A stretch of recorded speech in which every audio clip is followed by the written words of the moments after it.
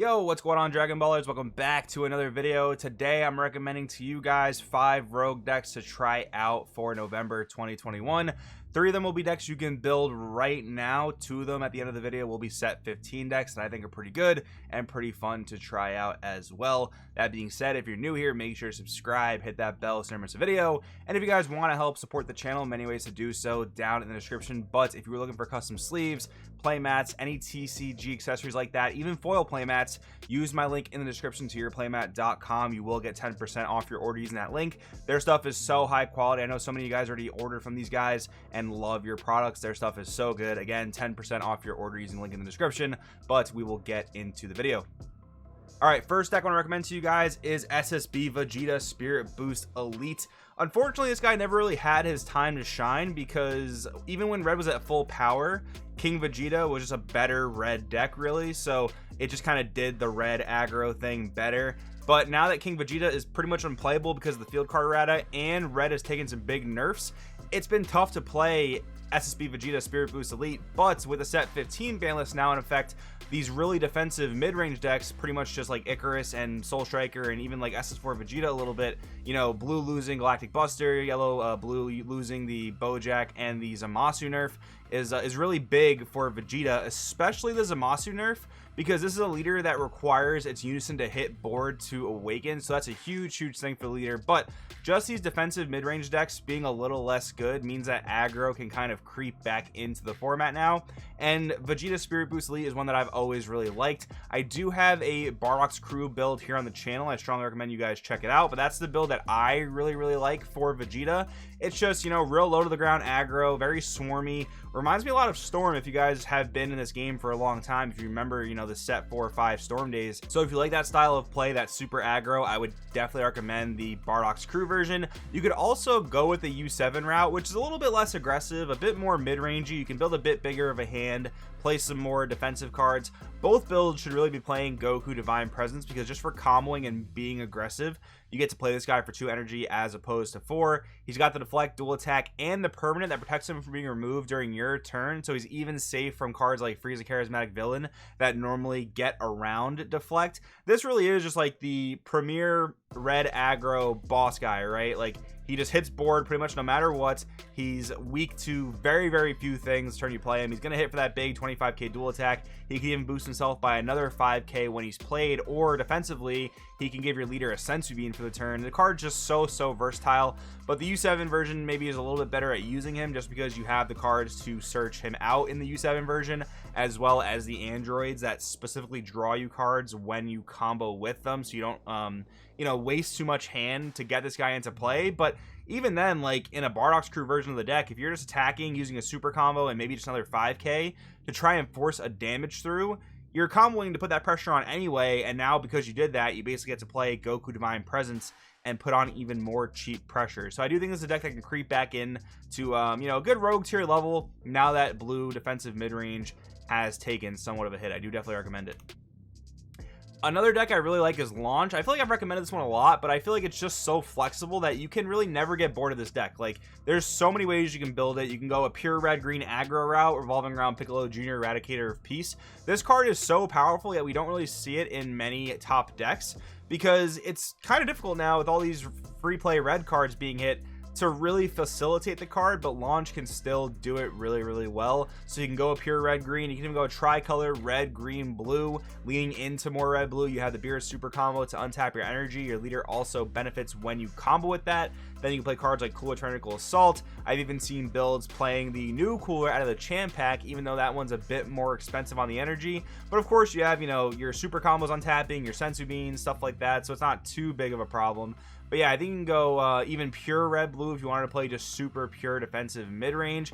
I even think that some sort of yellow splash, probably like blue red yellow, can be decent. 'Cause I think one of the problems with Launch is that you just don't have like counterplay cards that stop interplay effects or stop really big boss monsters. So if you thought about adding yellow to like a blue red core, maybe like 8 yellow cards, 2 of which being Frost Deadly Poison, you could then interact with things like Fu Shrouded Mystery, other big boss monsters that you normally couldn't interact with. I think that'd be a pretty cool route to go. So yeah, I implore you guys in this video, go try some red, blue, yellow launch if you're interested in a more control-y version of launch. If not though, red, blue, green is a perfect way to go aggro this deck.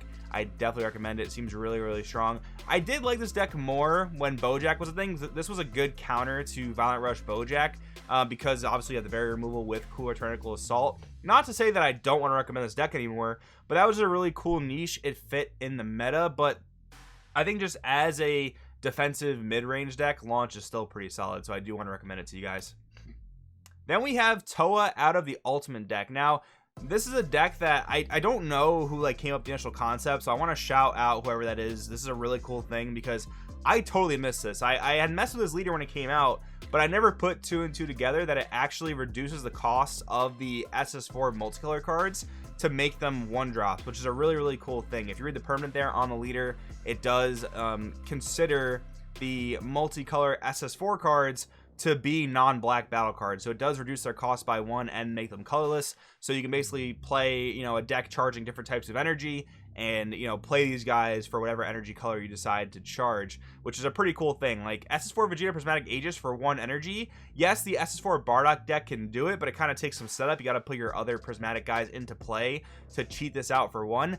This leader just plays it for 1, and there's a TP that cheats them out as well, which is kind of cool. I do actually have a build that I've been playing of this, and I will share it with you guys tomorrow, so make sure to come back for that if you're interested in seeing what that's all about. The way I play it, it's a very aggressive deck. You're just swarming a board really quickly, but you even have good defensive tools like the green-black Gohan Negate can actually cost 0 energy in this deck, which is pretty crazy. Like, you can fully tap out, fully invest into a board, put as much pressure on your opponent as you're able to, and then you can just, you know, pretty much stop their turn, especially if they're playing a single color deck. That's a pretty cool thing the deck has going for it.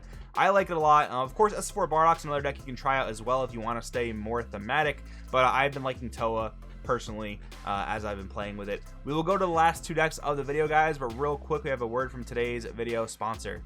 Dragon Ballers, real quick before we get into today's video, just want to share something with you guys that I am very excited about. PPG is going to be hosting the Pro Support TCG weekend in Dallas, Texas, the weekend of November 6th. It's going to be a giant TCG convention weekend hosting all your favorite games, obviously Dragon Ball Super, Digimon, Pokemon, Magic the Gathering, and more. Tournaments for all those. I'm actually going to be there commentating the Dragon Ball Super side of things, the main event on Saturday, the side events on Sunday. I absolutely cannot wait. And if you guys missed out on Gen Con or heard me talk about how much fun that was, you're 110% gonna want to be at the Pro Support TCG weekend. The other great thing too is it's just 2 weeks before Nationals, the biggest Dragon Ball Super tournament of the year, so you get some invaluable practice there. But besides that, it's a convention. It's gonna be so much fun, especially for those of you guys like me that just absolutely love trading card games.